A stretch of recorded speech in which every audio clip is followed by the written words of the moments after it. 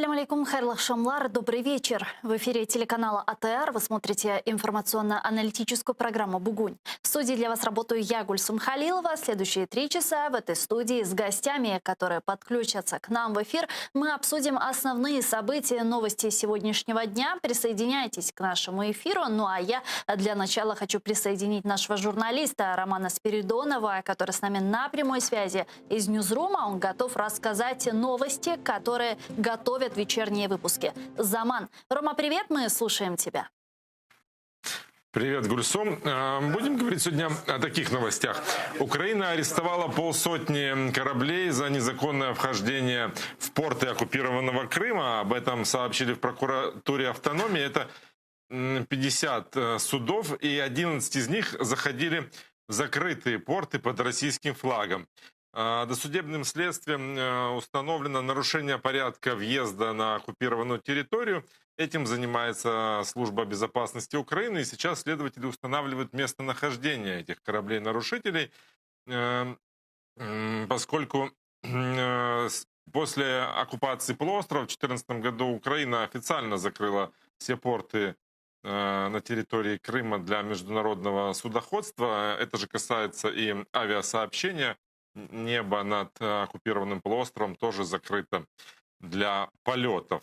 Такие же санкции часто применяются и к авиакомпаниям, в основном к российским, потому что именно россияне нарушают законы и организовывают рейсы из России в оккупированный Крым.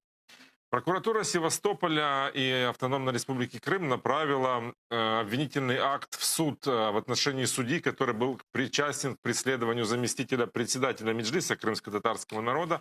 Досудебным расследованием установлено, что обвиняемый способствовал становлению оккупационной власти России и принимал непосредственное участие в реализации политики государства-оккупанта, которая была направлена на преследование граждан Украины, не согласных с оккупацией полуострова. Об этом говорится в сообщении.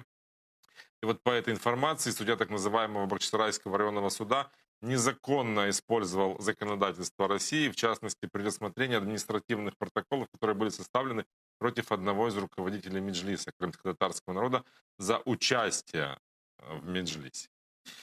Вот на данный момент подозреваемый объявлен в розыск, а санкция статьи предусматривает лишение свободы на срок от 12 до 15 лет лишения свободы.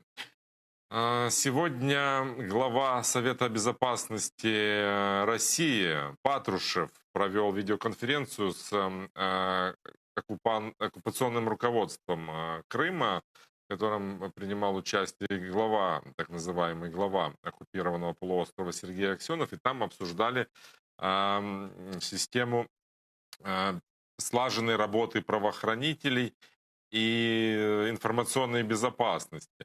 Так вот, по заявлению Патрушева, оккупанты якобы предотвратили на полуострове 4 теракта. Правда, о каких терактах идет речь, не сообщается. Всем известно, что основная работа ФСБ на полуострове заключается в том, чтобы проводить облавы и задерживать крымских татар, и обвинять их в терроризме за непризнание оккупации полуострова и участие в запрещенной в России партии Хизбут-Тахрир.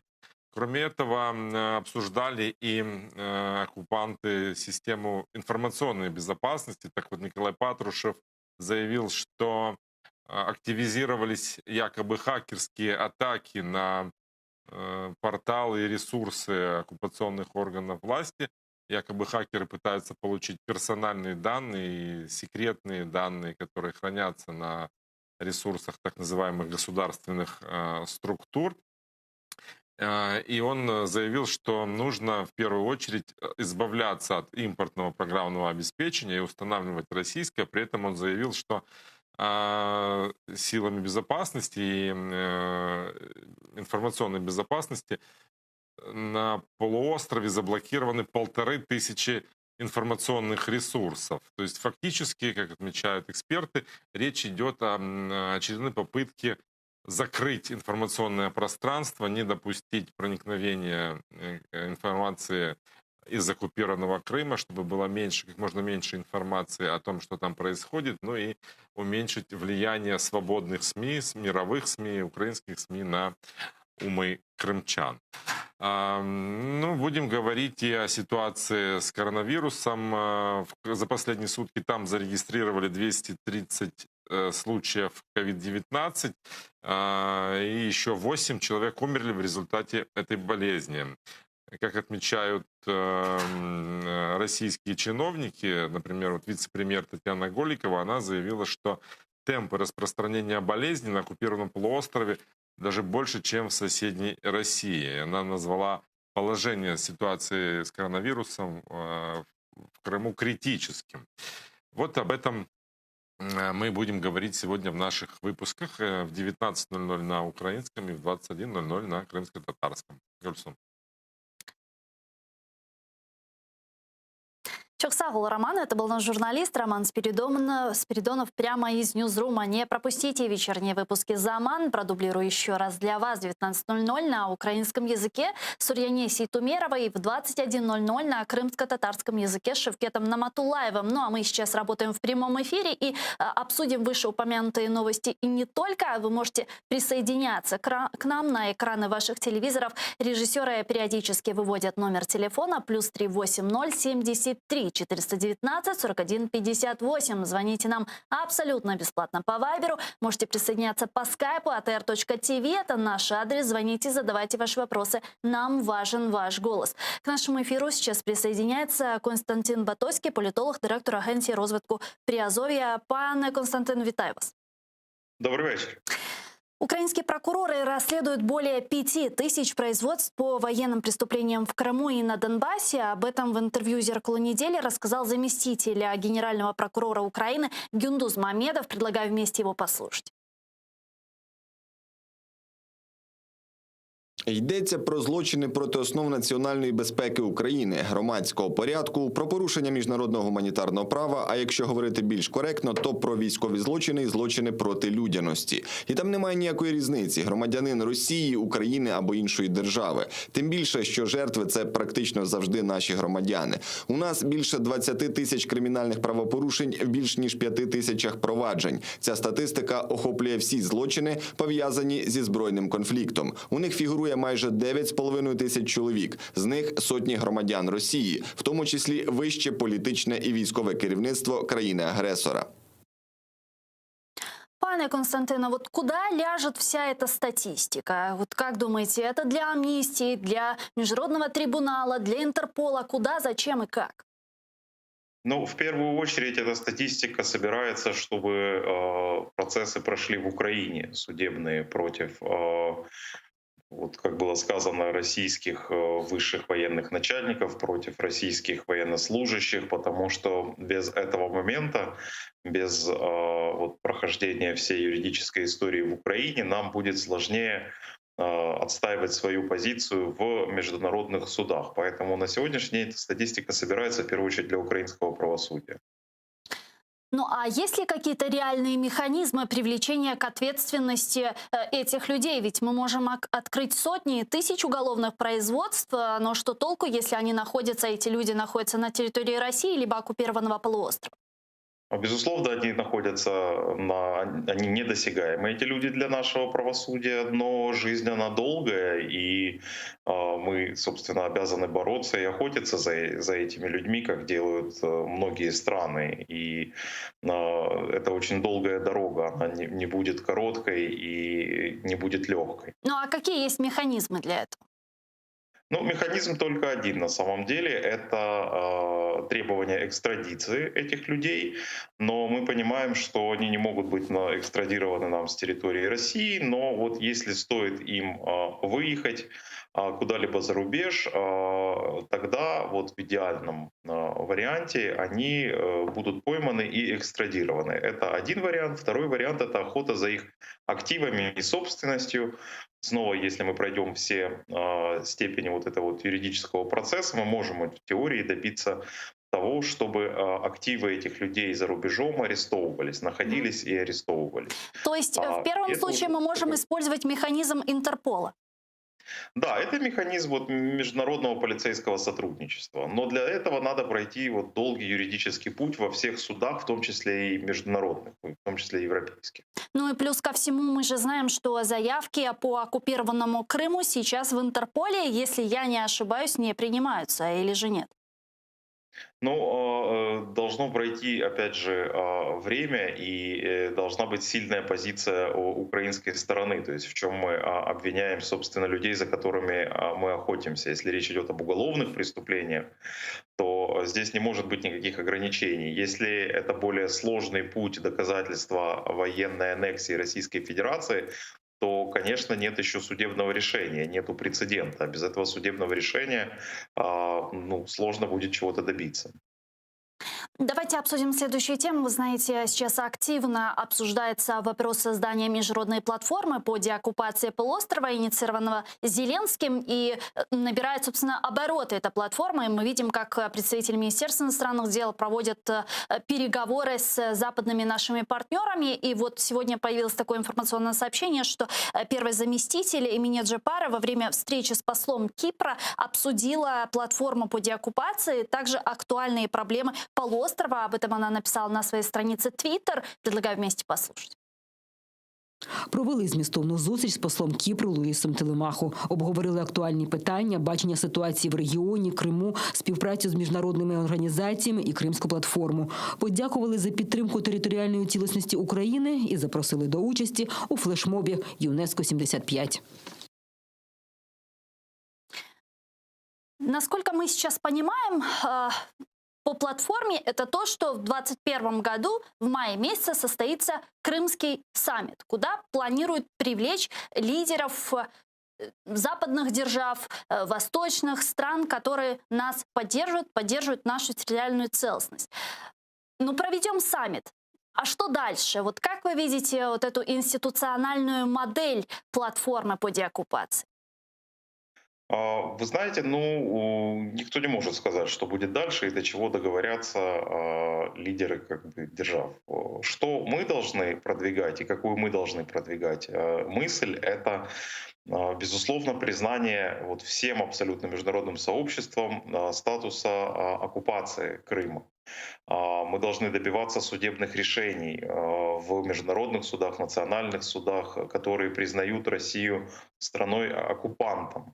И только тогда нам откроется какой-то вот прикладной путь, мы сможем двигаться дальше и пытаться как-то повлиять на этот процесс. И, к сожалению, ну, об этом всем стоит договариваться с более сильными странами, чем Кипр, хотя во многом ситуации с Северным Кипром и с Крымом схожи, но лишь частично. Все-таки Дениса Кипр не оккупирован ядерной державой. Дениса Савченко давайте подключим к нашей беседе. Аналитика Крымсос, он с нами на прямой связи. Пане Денису, вітаю вас.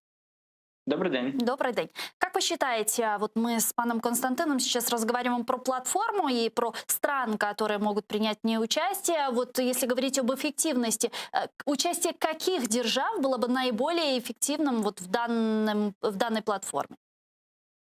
Да, я поддерживаю, что, конечно же, государства, которые активно занимают активную позицию в Организации Объединенных Наций, в Совете Европы, в других коллективных органах международных, они должны быть активными участниками Крымской платформы. Мы знаем, что в следующем году Швеция будет главенствовать в ОБСЕ. Эти все тренды по поводу того, кто представители какого государства участвуют и главенствуют в каких коллективных органах, мы должны эти тренды отслеживать и с ними коммуницировать, передавать им месседжи, связанные с состоянием прав человека в временно оккупированном Крыму и в общем о тех фактах, которые связаны с военным конфликтом на территории Украины. Поэтому, наверное, в этой ситуации как бы лишних союзников у нас нет, но в первую очередь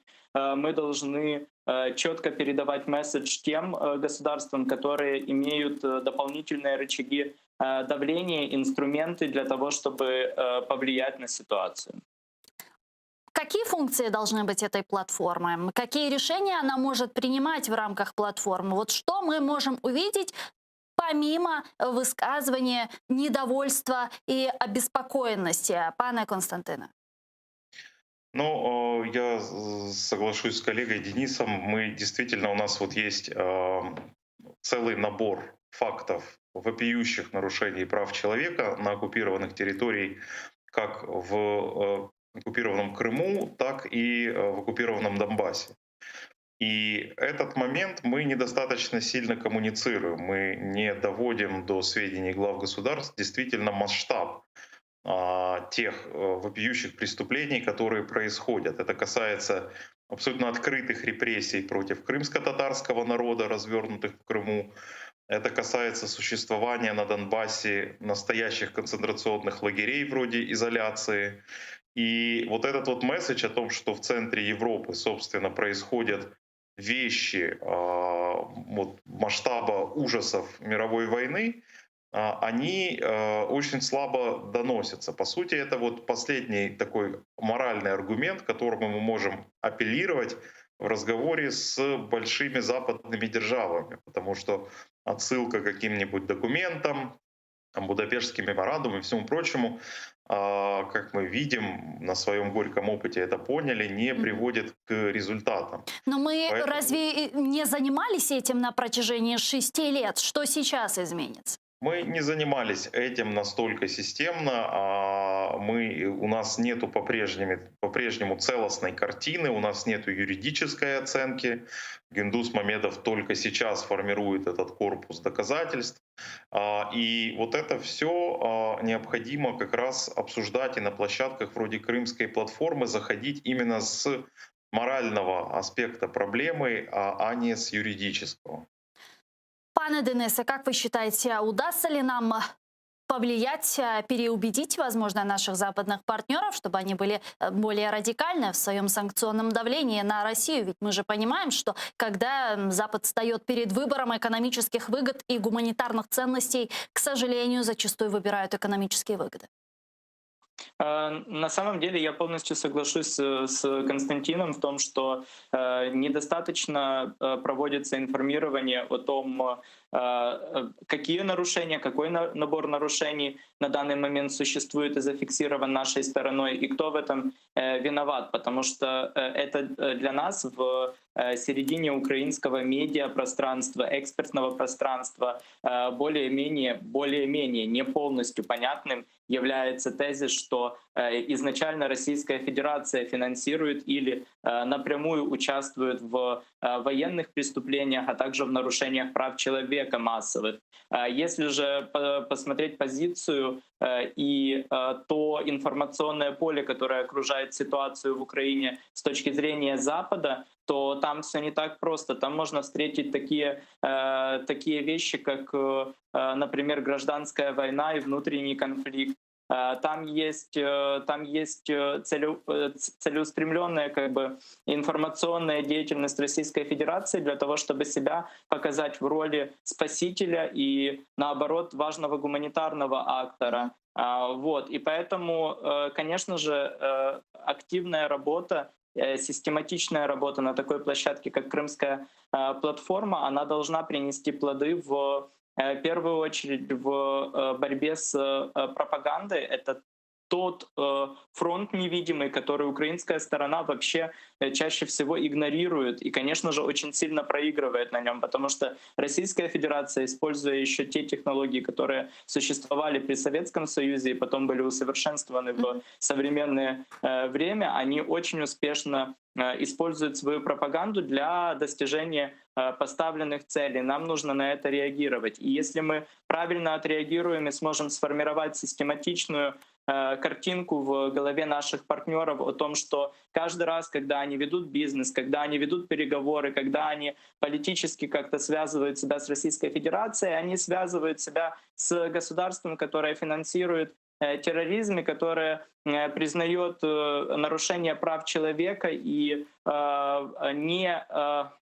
несоответствие, ненадлежание международного права и стандартов как свою абсолютно стандартную практику. И это намного легче будет тогда пояснить, что вы не должны иметь с ними дела, более того, вы должны поддерживать вот эту санкционную политику, потому что это в том числе вопрос вашей безопасности. Ну вот когда вы говорите про системную работу в рамках платформы, как вы это видите? Это будет платформа из серии нормандского формата с ограниченным количеством участников или же более широкая площадка, возможно, в рамках какой-то международной организации?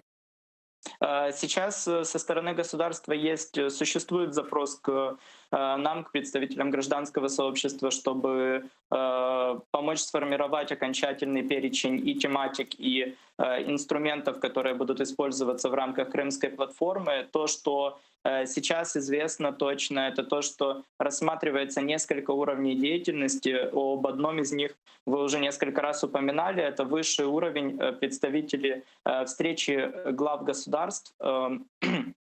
Простите, это встречи глав государств, и это обсуждение на наивысшем уровне вопросов, связанных с безопасностью, связанных с угрозой безопасности региона в общем в связи с конфликтом, который Российская Федерация инициировала и поддерживает. Но должны быть и другие уровни. Это уровень экспертный, в котором как раз в который приглашают участвовать представителей гражданского сообщества и международных экспертов, где будут нарабатываться вопросы, связанные с разрешением конфликта дипломатическим путем, конечно же, с фиксированием и реагированием на нарушения систематические. То есть будет несколько уровней. Дякую, дуже дякую. Денис Савченко, аналітик Кримсоц, був з нами на прямому зв'язку. Пане Константине, как это все повлияет на Россию?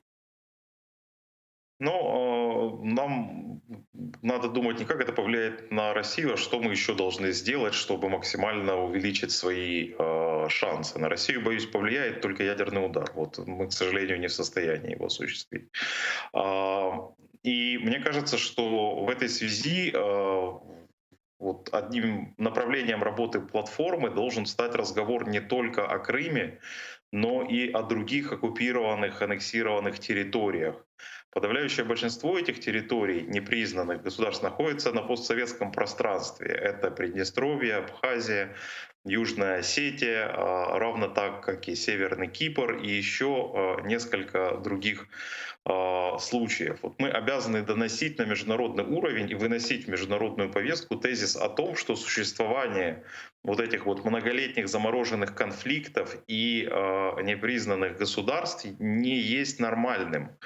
Так быть не должно. Это такая же проблема для существования мира, как и глобальное потепление, гонка ядерных вооружений и так далее.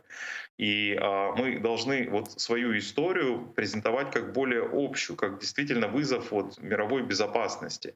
И об этом тоже вот на сегодняшний день никто не говорит. Мы как бы работаем только вот со своим случаем, но у нас есть друзья, у нас есть наши соседние государства, которые терпят такие же самые проблемы и стоят перед такими же самыми вызовами. И, конечно, мы должны объединить усилия и с новоизбранным президентом Молдовы, и с грузинским руководством, и действовать сообща, потому что враг у нас в данном случае общий. И это необходимо доносить всему миру, что вот проблема непризнанных государств, она мешает всему человечеству абсолютно. Вот сегодня появилось такое информационное сообщение, что к санкциям Европейского Союза против России из-за оккупации полуострова присоединились еще 4 страны. Это Черногория, Албания, Норвегия и Лихтенштейн. Об этом сообщается в заявлении Верховного представителя ЕС по иностранным делам и политике безопасности Жозеф Боррель. Вот что он сказал. Країни-кандидати Чорногорія та Албанія, Ліхтенштейн і Норвегія, що відносяться до Європейської асоціації вільної торгівлі та Європейської економічної зони, приєдналися до цього рішення Ради ЄС. Вони забезпечать відповідність своїх державних політик цьому рішенню Ради. Європейський Союз бере до відома такі зобов'язання і вітає їх. Что это для нас означает? Насколько это хороший сигнал и насколько участие этих стран будет эффективно влиять на продолжение и влияние санкций против России? Ну, это, конечно, один приятный момент — это Черногория, потому что большинство россиян воспринимают эту балканскую страну как Черногорскую область и некий такой вот европейский Крым.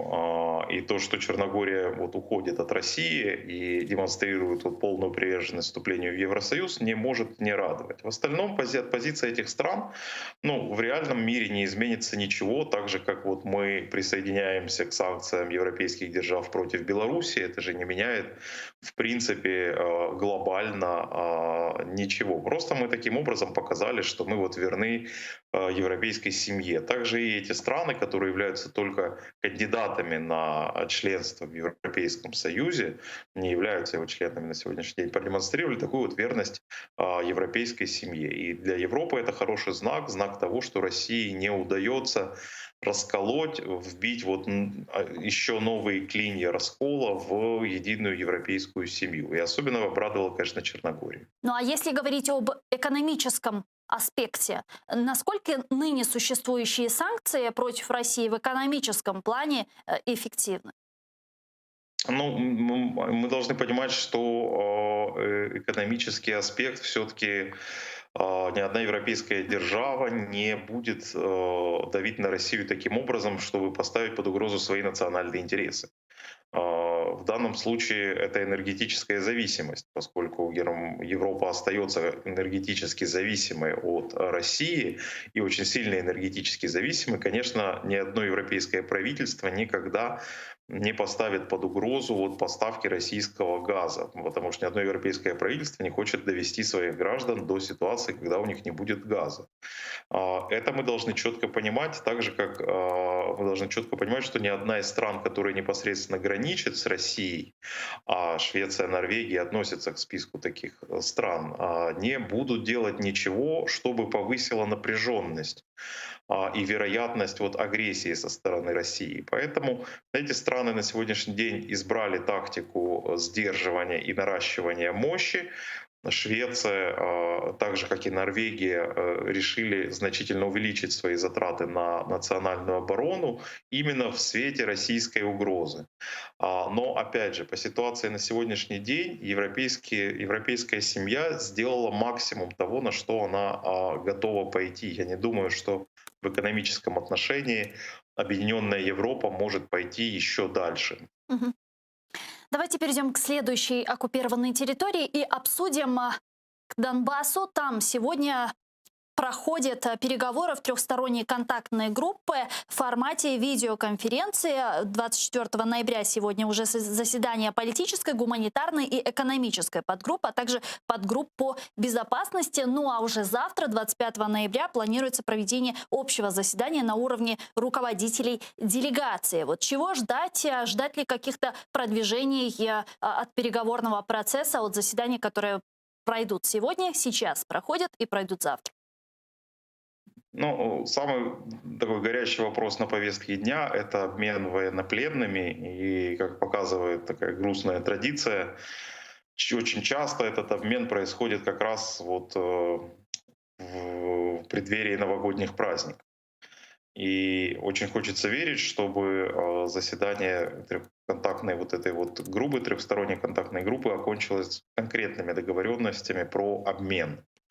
Потому что пока вот этого не происходит, сложно говорить о каком-то дальше движении вперед. Темы параллельно, которые обсуждаются, открытие пунктов пропуска, я боюсь, это снова темы очень высокого порядка, и они могут быть разрешены только на уровне уже встреч лидеров государств, но не на уровне трехсторонней контактной группы. Как мы помним, после демарша России работа этой вот линии трехсторонней контактной группы, она находится в таком режиме холостых оборотов. Эта группа работает очень-очень вяло и не нарабатывает решения, которые ожидались давно как нашей стороной, так и нашими партнерами. Давайте подключим к нашей дискуссии народного депутата України от фракции «Слуга народа» Василя Мокана. Он с нами на прямой связи. Пане Василю, вітаю вас. Доброго дня. Доброго дня. Сегодня появилось такое информационное сообщение в телеграм-канале, об этом пишет пресс-служба украинской делегации в трехсторонней контактной группе. Там идет речь о том, что во время последнего заседания в ТКГ Россия впервые поддержала план боевиков по Донбассу. О поддержке плана, предложенного представителями оккупационного режима, сообщил Алексей Арестович. Вот что предлагают боевики? 5 основных пунктов я хочу зачитать сейчас в прямом эфире и обсудить с вами.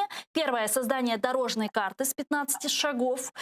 Второе — представление президентом Владимиром Зеленским изменений в Конституцию для закрепления в ней отдельных районов Донецкой и Луганской областей. Эти изменения вместе с особым самоуправлением должны действовать до 2050 года. Третье — к этой статье должно быть запрещено внесение изменений без мнения местного населения. Это мнение можно будет узнать во время референдума, который рекомендуют провести в период с 2045 до 2049 года.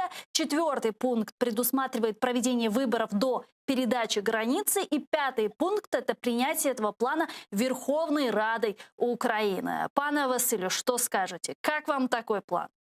Ну, ви знаєте, це якийсь космічний план, який просто не те, що неможливо реалізувати, навіть на рівні обговорення. Думаю, що це не серйозно. Я вам скажу, що представники української тристоронньої контактної групи, наскільки мені відомо, попросили російську сторону письмово підтвердити, що вони такий план підтримують. Очевидно, щоб мати потім аргументацію для подальших переговорів. Але офіційна делегація і на рівні перших осіб держави неодноразово наполягали і озвучували позицію України, що ніяких змін до Конституції стосовно особливих, так званих особливих статусів ОРДЛО не може бути, і тим більше це малоперспективно по голосуванню у Верховній Раді України. Ми як держава, яка займає проактивну позицію, запропонували своє бачення, чекаємо на офіційну реакцію з боку як партнерів, так і російської сторони, країни-окупанта. І, чесно кажучи, поки що не бачимо якоїсь адекватної реакції з тої сторони, а є якісь, знаєте, заклики, там, змінюйте законодавство, прогарантуйте, що Верховна Рада то зробить. Насправді офіційна делегація поїхала у підгрупах спілкуватися про конкретні речі, зокрема про функціонування КПВВ. Я, до речі, недавно був особисто на КПВВ «Золоте», бачив, що з нашої сторони зроблено дуже велику титанічну роботу, підготовлено можливість для того, щоб максимально організувати комфорт для українців, але з тої сторони поки що немає адекватної реакції. І мова йде про обмін полоненими, мова йде про інші гуманітарні питання, в тому числі соцвиплати. А Росія займається політиканством і намагається, знаєте, перевести це все у формат «ви там домовляйтеся з своїми ж, з місцевими, це ваші внутрішні проблеми, а ми тут як спостерігачі». Так не вийде.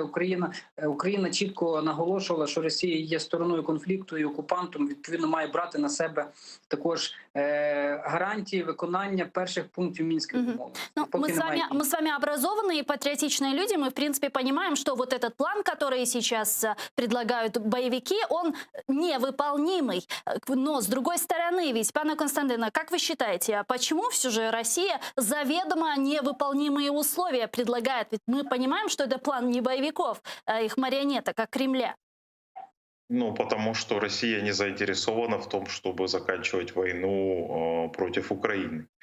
И чем скорее наше руководство поймет это и произнесет вслух, тем ближе мы окажемся все-таки к ситуации разрешения конфликта, а не постоянного переливания из пустого в порожнего и постоянного увязания вот в этом клее, в который превратился весь Минский процесс. На сегодняшний день это клей, в котором вот вязнет абсолютно все решения.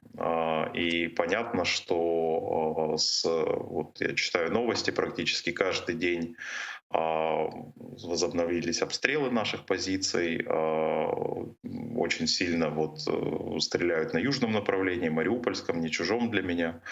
И об этом надо говорить вслух, просто надо говорить правду, что вот политика, которую мы пробуем сейчас, себя не оправдала. То есть перемирия как такового нет? Ну, конечно, нет. Пане Василию, вы были на Донбассе недавно, как вы сказали. Перемирия нет? Ну, я вам скажу, що той режим затища, який є, ясно, що він не обходиться без провокативних обстрілів з тієї сторони. Зрозуміло, що повного перемир'я немає, у тому розумінні, що все було ідеально, але я вам хочу сказати, що більше 3 місяців мінімізовані втрати, і я дійсно був кілька днів на Донбасі і в Донецькій, і в Луганській областях, був безпосередньо біля лінії розмежування. Хочу сказати, що тамтешні мешканці цю ситуацію сприймають дуже схвально, що кількість обстрілів і, в принципі, ситуація істотно покращилася і мінімізовані зараз бойові втрати. Хоча я вам скажу, що з тої сторони ці провокативні обстріли також не випадкові. Місцеві розказують особливо... Пане Василю, извините, я вас перебью. Просто к нам сейчас присоединился Алексей Арестович. Давайте его подключим и продолжим. Это советник главы делегации в трехсторонней контактной группе по урегулированию ситуации на востоке Украины. Пане Олексію, вітаю вас. Вітаю вас. Расскажите нам подробнее, как прошло сегодняшнее заседание в трехсторонней контактной группе. Сегодня заседала не трехсторонняя контактная группа, а 4 подкомитета. Да, подгруппы. Политической безопасности, да, экономический и гуманитарный.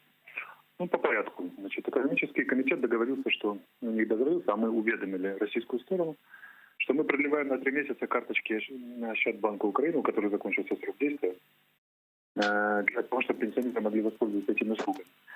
К сожалению, наши пенсионеры не могут воспользоваться, которые проживают на территориях временно неподконтрольных Украине, этими услугами, потому что российская сторона не открывает КПВВ, к сожалению. Это уже вопрос гуманитарной подгруппы. Мы там продолжаем очень медленно, но двигаться по конкретным техническим деталям. Как будет ездить тот автобус, который должен возить пенсионеров в счастье, как будет запускаться машина через Золотом. Медленно, по миллиметру, но движемся, разговаривая мелкие технические детали. Посредники от ОБСЕ выражают недоумение, почему сразу не открыть КПВВ, а потом согласиться детали, тем более, что они носят сугубо технический характер. Но почему-то российская сторона, которая очень много говорит о пенсионерах, не делает ничего, чтобы пенсионеры попали. Делает недостаточно, скажем так, чтобы пенсионеры смогли попасть и получить эти выплаты. По безопасности группы мы обговаривали работу координационного механизма, который используем в моменты, когда нарушается режим прекращения огня в рамках СЦК. И тоже были некоторые технические моменты. Но после напоминания о том, что Дмитрий Козак, представитель, политический советник президента России и представитель в группе нормандского формата, заявил, что он за 13 ноября, когда были переговоры политических советников, заявил, что он за и дал добро на отработку технических документов и даже их письменной ситуации. Переговоры пошли веселее. И самая главная сенсация в политической подгруппе, потому что Россия впервые за 6 лет российские представители заявили, что они полностью поддерживают план, который внесли месяц назад представители РДЛО Украины, которые проживают на временно подконтрольных России территориях. А вы уже получили Неподконтрольных подтверждение официальное Да. от России? Да? Алло. Да-да-да. Алло. Да. Да. А вы уже получили Они- официальное подтверждение? Нет, мы попросили письменное подтверждение к завтрашнему дню от Российской Федерации. Если они поддерживают этот план, письменно подтвердят, тогда мы можем брать его как второй документ и работать с 2 документами. После этого с нашим и с их. Они взяли паузу, думаю, до завтрашнего дня. Этот план, который предлагают сейчас боевики, а по сути Кремль, он ведь невыполнимый. Да.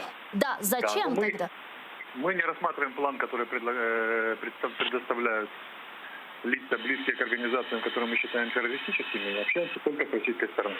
Вот российская сторона впервые заявила, что она сторона конфликта, можно и так трактовать, что они поддерживают план. И мы сказали, давайте подтвердите это письменно, и мы готовы двигаться дальше.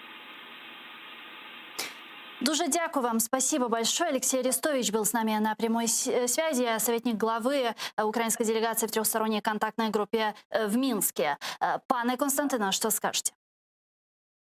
Ну, вы знаете, К сожалению, вот мышиное порно интересно только ученым, занятым изучением мышиного порно. Вот обсуждение в Минской подгруппе, заседание четверть-комитета подкомиссии интересны уже становится исключительно специалистам, потому что люди, жизнь которых зависит от решений, которые должны там приниматься, давно утратили веру и доверие в эту институцию и в эту площадку. Поэтому мне, собственно, нечего комментировать. Я не вижу здесь никаких ни новостей, ни прорывов. Более того, нет предмета просто для разговора. Ну и тут возникает, конечно же, вопрос. Окей, а что дальше? Мы видим минский процесс в стагнации. Россия предлагает заведомо невыполнимые условия, на которые мы, конечно же, пойти не можем. Мы предлагаем свой план совместных шагов по урегулированию ситуации. Его тоже, кстати, мы очень обсуждали. Вот план, который представил Кравчук, но тем не менее Россия игнорирует такие планы, она на них не идет. Мы видим, вот, что ситуация патовая. Пане Василю, что делать? Вот звучит такое предложение, как заморозить, может быть, конфликт. Що думаєте? Ну, насправді, раніше також йшла мова, що якщо мінський формат не буде давати якогось результату, то буде розглядатися інші сценарії подальших дій. Але у даному випадку мова йде про те, що в рамках підгруп ТГК розглядаються такі більш приземлені питання, які стосуються гуманітарних і соціальних складових і населення, яке живе на тимчасово окупованих територіях. Глобально політичні питання вони можуть вирішуватися на рівні нормандського формату і, чесно кажучи, ніхто не плекає ілюзій. Якщо цей сценарій і цей план, з яким виступила Україна, не дасть найближчим часом якихось хоча б мінімальних Да-да-да, ми чуємо вас. Якщо не дасть якихось мінімальних хоча б результатів, то зрозуміло, що ніхто не буде жити в ілюзії, ще там рік, два, три робити вигляд і імітувати процес. Буде тоді пошук інших інструментів, інших сценаріїв. Альтернативний варіант, наприклад, який озвучується, що давайте лобіювати миротворчу місію, це також один з сценаріїв, але він зараз якраз і буде вести до того, про що ви говорите, до замороження конфлікту. Але стосовно того, що ми маємо робити і будемо робити зусилля для того, щоб повертати українців додому, щоб забезпечити якісь гуманітарні, хоча б вирішення проблем і соціальні, Україна зобов'язана це робити і буде робити на будь-яких площадках. Пане Константине, а может нужно... Да, вы хотите что-то добавить? Да. Дело в том, что любой человек, который столкнулся с этой проблемой, следит за ней, он знает, что с весны 2020 года сообщение между Украиной и оккупированными территориями остановлено. Работает один пункт пропуска в Луганской области, через который, собственно, происходит вся логистика. Люди, которые хотят попасть домой, украинцы, не имеют физической возможности это сделать на фоне крайне агрессивного поведения властей оккупированных территорий, которые на законодательном уровне у себя усложнили процедуру пересечения пунктов пропуска. Сейчас эта процедура связана с снятием биометрических данных, отпечатков пальцев и с разрешительной системой. Не замечать вот этих вот процессов и постоянно обговаривать о том, что продлеваются карточки пенсионные людям, которые не имеют принципиальной физической возможности выехать из оккупированной территории, не представляются не только тратой времени, но и в высшей степени лицемерием по отношению к жителям оккупированной территории.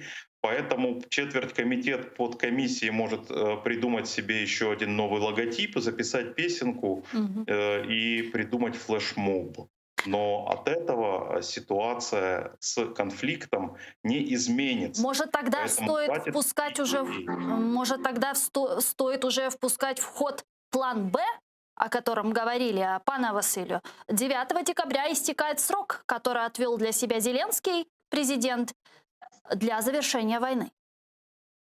Ну, давайте тут будемо чекати від офіційних осіб коментарів, які подальші дії. Справа в тому, що люди, які безпосередньо залучені до переговорів, можуть більш предметніше відповісти на це запитання. Але я погоджуюся з тим, що Мінськ не демонструє ефективності. Я особисто робив публічні заяви про те, що мінські угоди потрібно модернізувати, потрібно вдосконалювати. Я за те виступаю, щоб у рамках ще існуючих мінських переговорів створити ще одну підгрупу по україно-російському кордону. Тобто, насправді, те, що там закладено, воно, ну, я не хочу казати, неможливо виконати, але дуже-дуже складно. І ми бачимо, що Російська Федерація, країна-агресор, вона не демонструє бажання йти на будь-який діалог у плані виконання Мінська.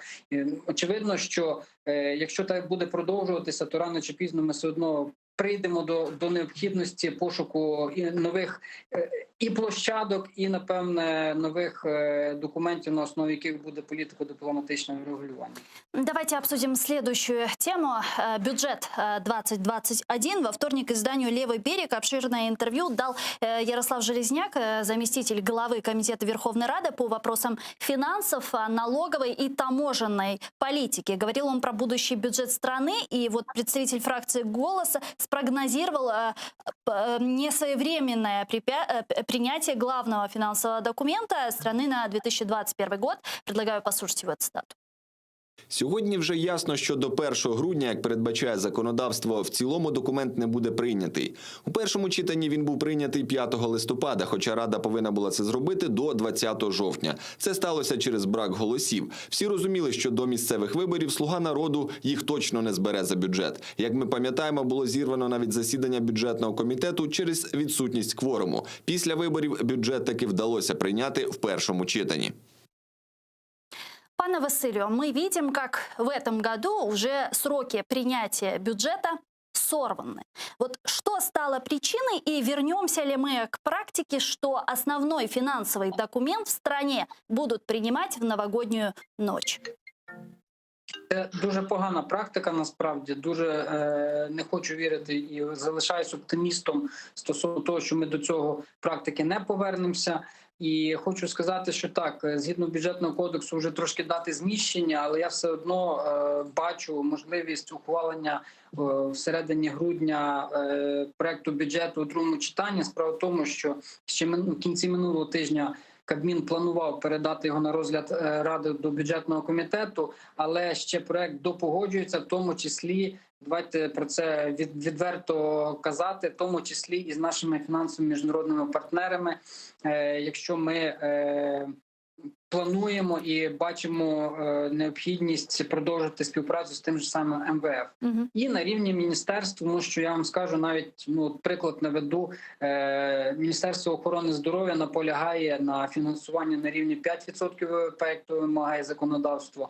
То з іншої сторони фінансові ресурси держави обмежені, і якщо забезпечити 5%, то це може позначитися, що десь з якихось сфер треба буде забирати. Тобто до погодження тривають, хай краще це там на кілька днів затягнеться довше, але в результаті ми отримаємо більш реалістичний, збалансований документ, аніж би там поспіхом поданий і потім внесення багато там якихось правок на ходу безпосередньо в залі. То есть правильно ли я понимаю, что вот нынешний бюджет вы считаете нереалистичным к исполнению?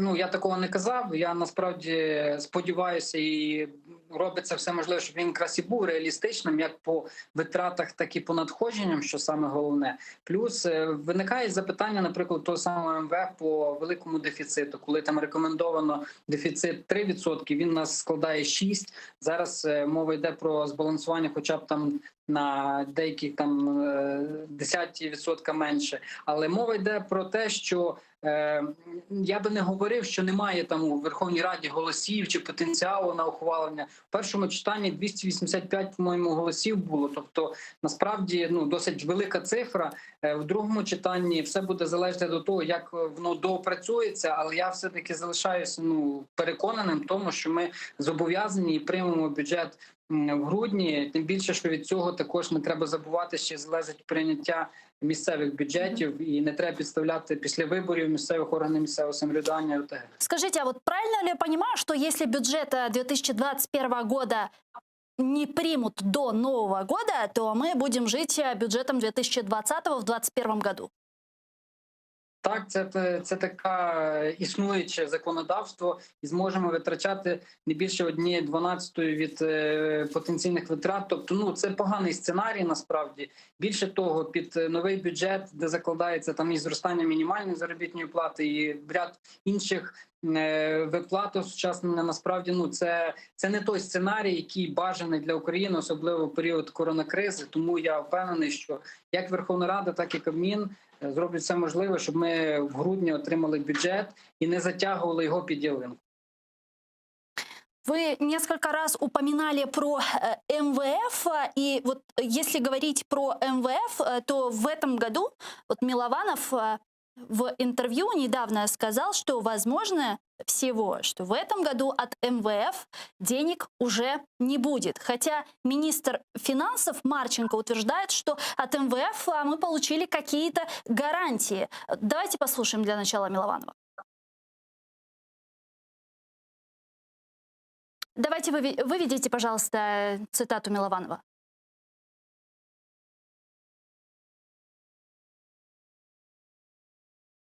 Трансу цього року не буде. Що можливо отримати? Дякую за що можливо отримати цього року? Це місію МВФ. І якщо дуже добре попрацювати, це не очевидно, але це можливо, то можна отримати те, що називається Staff Level Agreement. Це досягнення домовленості на робочому рівні. Чому це важливо? Тому що таке досягнення домовленості дає позитивний сигнал ринкам фінансовим і дозволяє Україні залучити фінансування на той період, поки будуть продовжуватися перемовини з МВФ на кілька місяців по прийнятним відсоткам. В бюджет 2021 года заложили 1,5 миллиарда долларов от МВФ и других МФО. Что будет, если этих денег не будет? Чем это нам все грозит?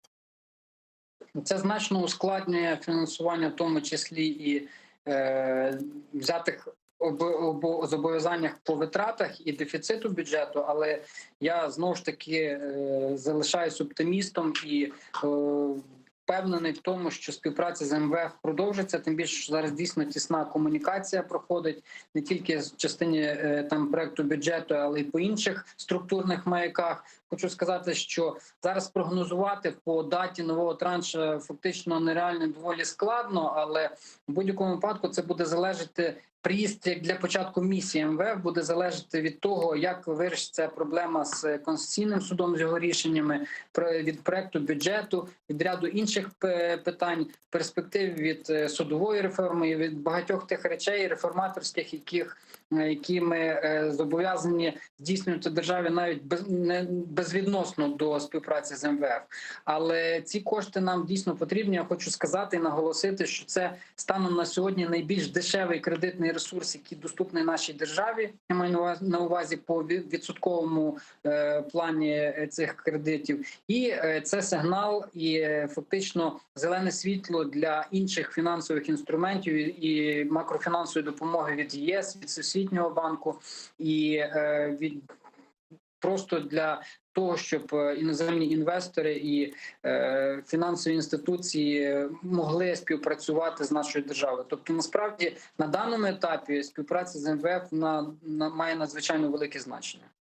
Дуже дякую вам, пане Василію. Василь Мокан, народний депутат України, фракція «Слуга народу», був з нами на прямому зв'язку. Заместитель главы Комитета Верховной Рады по вопросам финансов, налоговой и таможенной политики Ярослав Железняк очертил основные проблемы бюджета на 2021 год. Предлагаю послушать, что он сказал.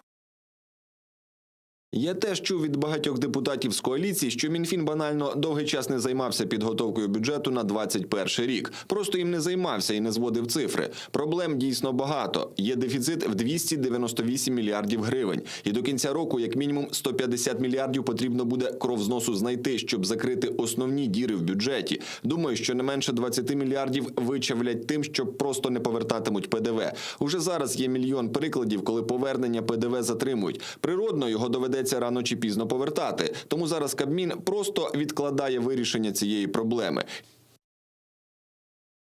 Напомню, 5 ноября Верховная Рада Украины приняла в первом чтении проект госбюджета на 2021 год. За соответствующий законопроект проголосовали 275 народных депутатов. Доходы бюджета планируются на уровне 1071 триллионов гривен и расходы на 1,35 триллионов гривен. Дефицит при этом составляет 274 миллиарда гривен. С нами сейчас на прямой связи Зоя Ярош, адвокат, новообрана депутатка Киевской міської ради фракции «Голос», должна подключиться к нашему эфиру. Пока мы ждем ее подключения к нашему эфиру, хочется отметить, что на этот раз, вот как народный депутат Украины Василь Моканий отметил, расходы на медицину составляют 156 миллиардов гривен, из которых предусматривается увеличение зарплат медикам на 30%. На программу медицинских гарантий планируется потратить 123,4 миллиарда гривен, на борьбу с коронавирусом 19,4 миллиарда, из которых 2,6 гривен на вакцинацию. На программу «Большое строительство» планируется выделить 150 миллиардов гривен. На программу поддержки малого и среднего бизнеса запланировано 12 миллиардов гривен, из которых на реализацию программы портфельных гарантий планируется выделить 10 миллиардов гривен и на компенсацию процентов по кредитам для малого и среднего предпринимательства 2 миллиарда гривен. Зоя Ярош нами сейчас на прямой связи. Пані Зоя, вітаю вас. Вітаю вас. Как вам бюджет на 2021 год и насколько он реален? Дивіться, у нас... Вітаю всіх. Да, вітаю. У нас насправді дуже великі проблеми з виконанням бюджету ще 2020 року. І наскільки вже та інформація у ЗМІ, наразі поставлено власне виконання бюджету і здійснення бюджетних виплат фактично в ручному режимі. Тому наші прогнози стосовно виконання бюджету 2020 року вони абсолютно не справдилися з тими передбаченнями, які туди закладалися, оскільки ми отримали кредит МВФ. Наразі сьогодні була інформація, що президент анонсує, що він внесе в парламент законопроекти стосовно підтримки малого бізнесу. Я не зовсім розумію, як ми можемо говорити про виділення додаткових коштів при нинішньому стані виконання бюджету. Бюджет на наступний рік, він той, що вже анонсувався, він є абсолютно дефіцитним. І якщо ми знову ж таки не отримаємо якісь кредитні кошти, то говорити про те, що ми будемо реально в змозі забезпечити підтримку, а вона необхідна нашому бізнесу, ну це дуже сумнівно, і тому з ним треба працювати. На сьогодні ми вже на порозі грудня місяця, а бюджет ми так і не отримали ухвалений. Но какова вероятность того, что бюджет примут к Новому году? Ну, ми будемо сподіватися, що той проект, який має підготувати Міністерство фінансів, він буде адекватним, в ньому будуть закладені реальні цифри, а не якісь фантастичні. І будемо сподіватися, що при його нормальній підготовці депутати зможуть його ухвалити. А есть ли такие предпосылки, что будут прописаны адекватные цифры, как вы говорите? Ну, адекватні цифри. Дуже велике питання, знову ж таки, чи ми отримаємо якісь кредитні кошти. Тому що якщо ми не виконаємо, власне, бюджет 2020 року, а така загроза є, це абсолютно відобразиться і на бюджеті 2021 року. Тому ми маємо чітко розуміти, чи будемо ми мати кошти для того, щоб все це планувати. Тому що наразі в нас бізнес фактично десь на грані катастрофи. Ми не розуміємо, зараз ми маємо локдаун вихідного дня, і ми не можемо розуміти, що ми будемо мати до кінця цього року, тому що вже ведуться власне дискусії про те, що ми отримаємо повний локдаун на 2 чи 3 тижні. І якщо це станеться у грудні місяці, звісно, це все відобразиться на всіх показниках виконання і цьогорічного бюджету, і бюджету наступного року. Ну вот если говорить о том, что нужно проект бюджета переписать, сдуть определенные положения из статьи, что может в первую очередь пострадать? Какая статья? Здуть? Ну, ми не знаємо, тому що якщо дивитись, як у нас ухвалювався весною зміни до бюджету, в нас зрізалися ті видатки, які є необхідними. В нас зрізались видатки на освіту, в нас зрізались видатки на науку, в нас зрізались видатки на, власне, судову систему, але ми будували дороги. Таким шляхом йти точно не можна. Печатный станок включат? Я сподіваюся, що ні.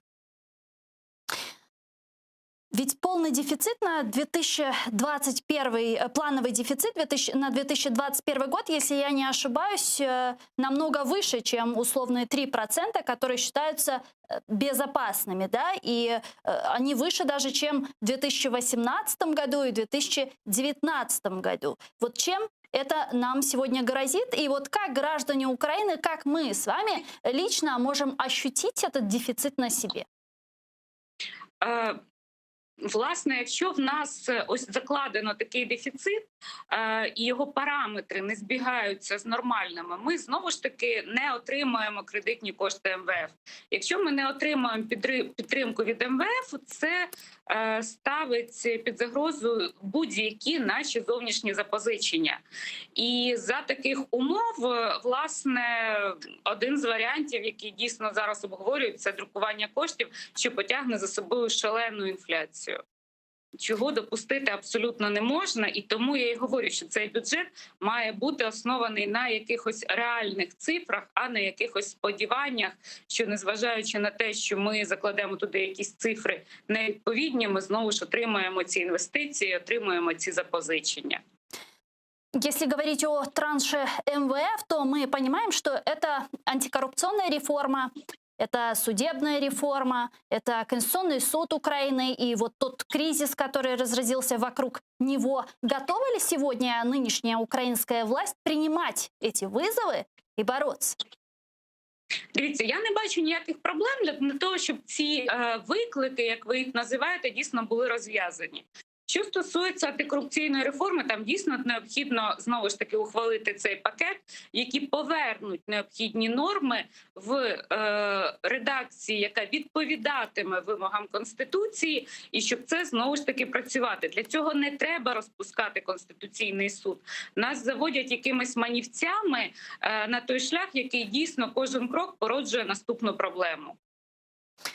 Ну, а как вы видите сейчас разрешение вот этого кризиса вокруг Конституционного суда Украины? Вот сейчас оно как-то так зависло в воздухе. Мы видели предложенные законопроекты от определенных народных депутатов, в том числе от вашей фракции Святослава Юрчишина. Мы видели законопроект, который предлагает президент Владимир Зеленский, законопроект Разумкова, но сейчас пока что ничего не рассматривается. Как-то этот вопрос завис.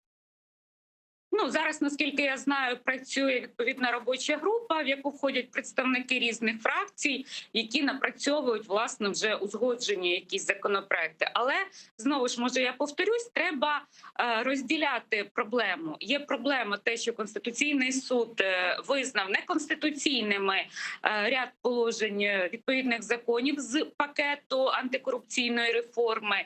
І, власне, ми маємо заяви політиків, що якщо Конституційний суд ухвалив таке рішення, його треба розпустити, його треба реформувати. Для того, щоб, власне, світ розумів, що ми боремося з корупцією, що ми дотримуємося своїх зобов'язань, необхідно розв'язати саме проблему антикорупційної реформи і ухвалити відповідні зміни до законів, які б відповідали, повторюсь, Конституції. І для цього не треба робити це одночасно з розпуском Конституційного суду, що фактично теж буде наступним кроком до порушення Конституції. Тому тут треба підходити зважено і не треба пов'язувати ці проблеми в один вузол. И последнее, вот каков ваш прогноз? Что будет с основным финансовым документом нашей страны на 2021 год? Получим ли мы все-таки транши от МВФ? Какой ваш прогноз? Ну, мені здається, що транш МВФ в цьому році ми навряд чи отримаємо. Але необхідно вести розмови про наступний рік, про те, чи виконаємо ми певні зобов'язання, в якому обсязі, і чи можемо ми розраховувати на відповідні транші у 2021 році. І говорити треба не тільки з МВФ, говорити треба з абсолютно іншими нашими також міжнародними партнерами. Це і з Європейським Союзом, який надавав нам навесні допомогу власне на боротьбу з ковідом, і з іншими абсолютно країнами для того, щоб ми і отримували допомогу, і отримували будь-які запозичення, і отримували інвестиції. Ми маємо бути перш за все надійним партнером і надійним в очах міжнародного співтовариства для того, щоб ми не залишилися цією проблемою наодинці. Дуже дякую вам. Чухсагулна Зоя Ярош була з нами на прямому зв'язку. Адвокатка та новообрана депутатка Київської міської ради фракции «Голос». Ну, я перехожу к следующей теме, к Соединенным Штатам Америки. Там администрация общих служб, что занимается вопросами смены президента, сообщила Джо Байдену, что готова начать процесс передачи полномочий. Отмечается, что после нескольких недель оспаривания результатов действующий президент США Дональд Трамп все же разрешил чиновникам администрации общих служб во главе с Эмили Мерфи начать процесс передачи власти. С понедельника Байден уже получит доступ ко всем ресурсам, в которых ранее ему отказывали из-за юридических проблем с определением победителя выборов. Я хочу подякувати Емілі Мерфі із адміністрації загальних служб за її відданість нашій країні. Ми продовжимо нашу боротьбу, і я вірю, що ми переможемо. Тим не менше, в інтересах нашої країни я рекомендую Емілі та її команді зробити те, що необхідно щодо першочергових протоколів, та порадив своїй команді зробити те саме. Решение действующего президента США Дональда Трампа начать процесс передачи власти еще недостаточно, чтобы президент России Владимир Путин официально поздравил Джозефа Байдена с победой на американских выборах. Об этом сообщил пресс-секретарь Путина Песков. Вот что он сказал. Продолжается рассмотрение жалоб и пересчет голосов в некоторых штатах, без которого не могут быть официально итоги выборов. Тем временем избранный президент Джозеф Байден определился уже с кандидатурами на пост государственного секретаря, советника по национальной безопасности. Так, Байден намерен назначить госсекретарем США своего давнего советника Энтони Блинкена. И между тем, советником по нацбезопасности, вероятнее, станет один из ближайших помощников Хиллари Клинтон Джейк Салливан. С нами сейчас на прямой связи Володимир Дубовик, директор Центру міжнародних досліджень, доцент кафедри міжнародних відносин Одеського національного университету. Пане Володимире, вітаю вас. Да, добрый вечер. Ну, мы видим, как уже сейчас начался транзит передачи власти Трампа. И вот он уже запускает этот процесс. Трамп, все? Ну, я думаю, да, это было ясно, в общем-то, давно. Не надо было ждать 3 недели для того, чтобы это понять. Но, с другой стороны, конечно, он официально не признает свое поражение. И, в общем-то, не должны мы ожидать того, что он признает на каком-то этапе свое поражение. Самое главное, что разблокирован процесс перехода власти, это, собственно говоря, и есть признание де-факто того, что он понимает, что он не имеет никаких шансов остаться на второй срок. Мы видим, как уже Джозеф Байден представил свою команду и определился, кого именно он назначит на ключевые должности. Если говорить о госсекретаре США Энтони Блинкен и советник по нацбезопасности Джейк Салливан. Вот что скажете по поводу этих кандидатур и вот насколько можно ожидать от них, что они будут поддерживать Украину в вопросе территориальной целостности? Да, конечно, хорошие кандидатуры, очень грамотные аппаратчики, люди, которые обладают видением мира, ключевых регионов, в том числе нашего региона постсоветского. Энтони Блинкен уже обладает огромным опытом и работает с Байденом уже больше 20 лет. Джейк Салливан моложе, ему всего 43 года. На самом деле он будет одним из самых молодых советников президента по национальной безопасности за последние где-то 70 лет.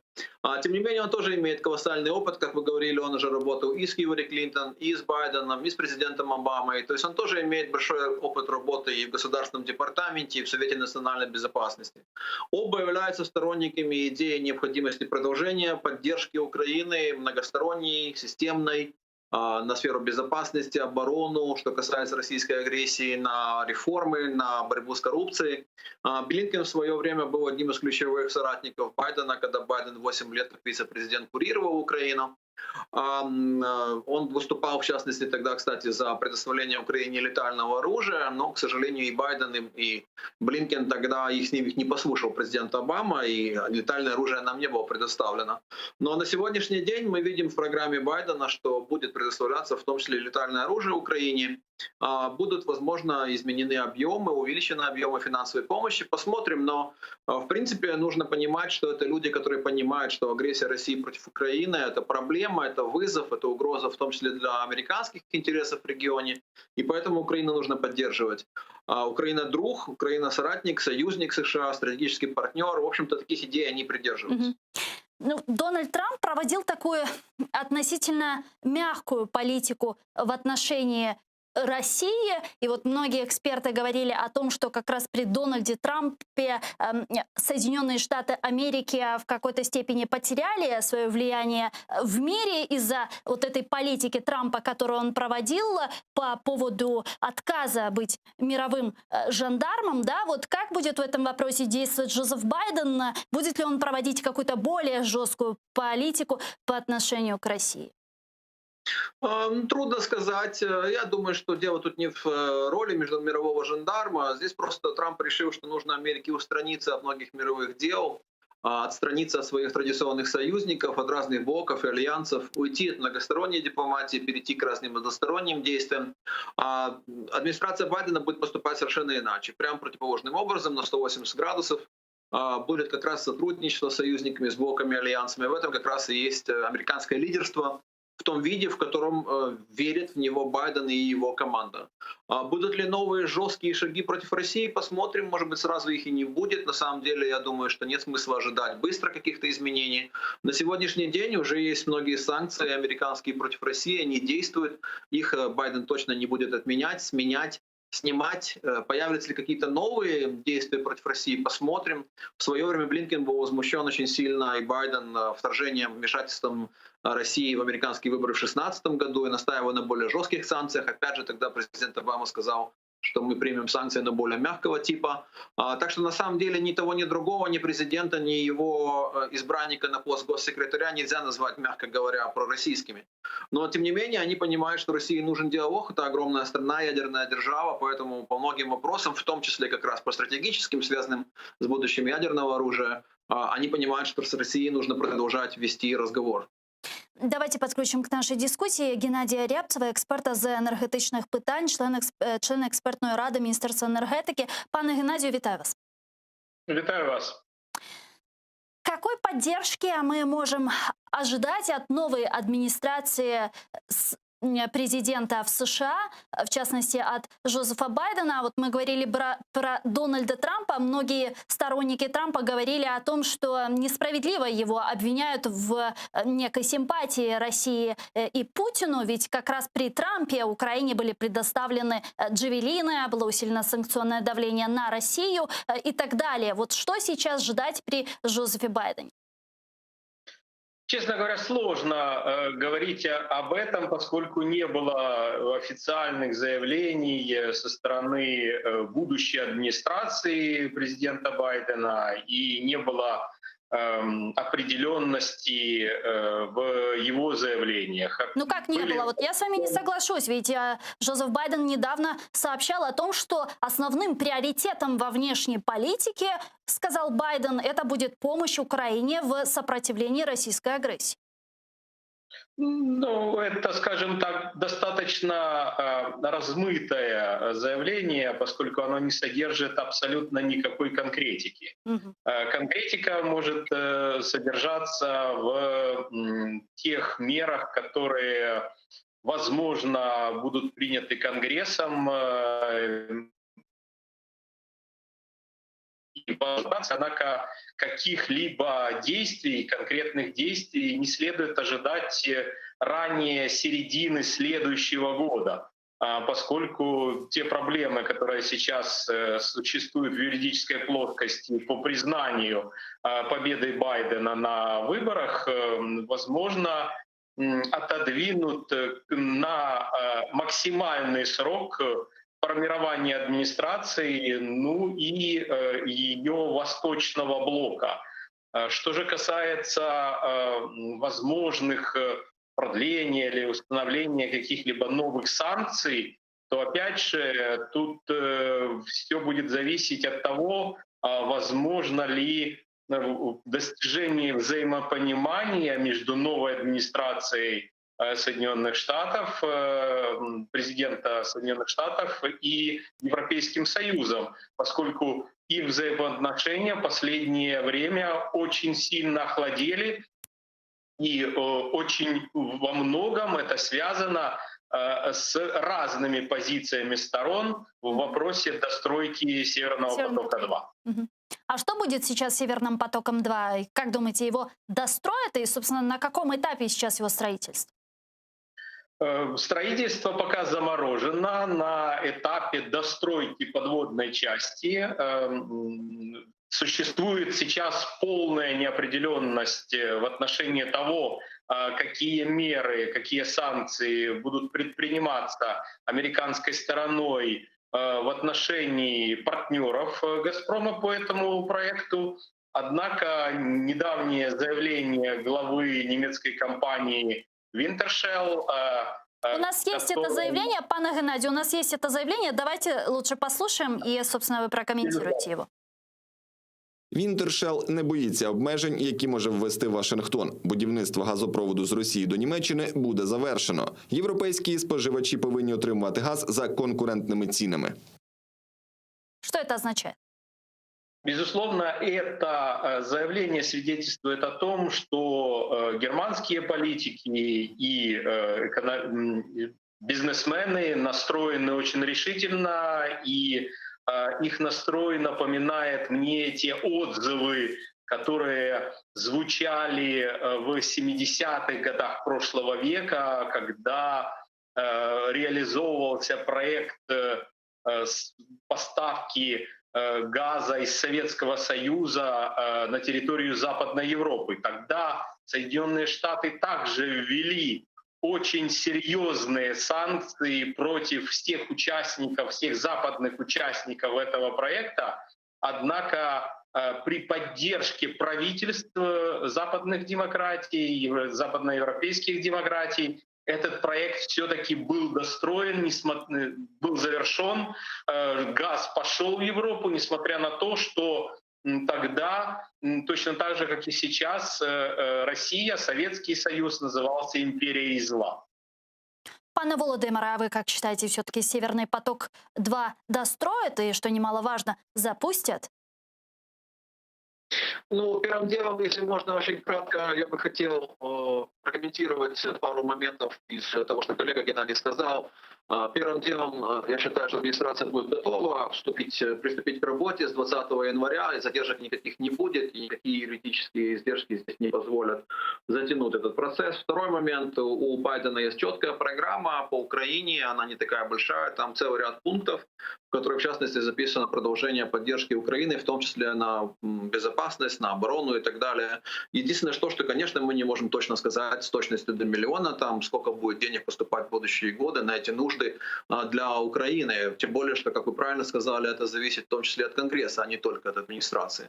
Потому что, в принципе, законы принимает Конгресс, и деньги выделяет на их выполнение тоже Конгресс. Что касается Северного потока-2, то да, это серьезный первый вызов такой для администрации Байдена будет. С одной стороны, есть желание улучшить отношения быстро, эффективно, энергично, отношения с Берлином. С другой стороны, есть эта проблема.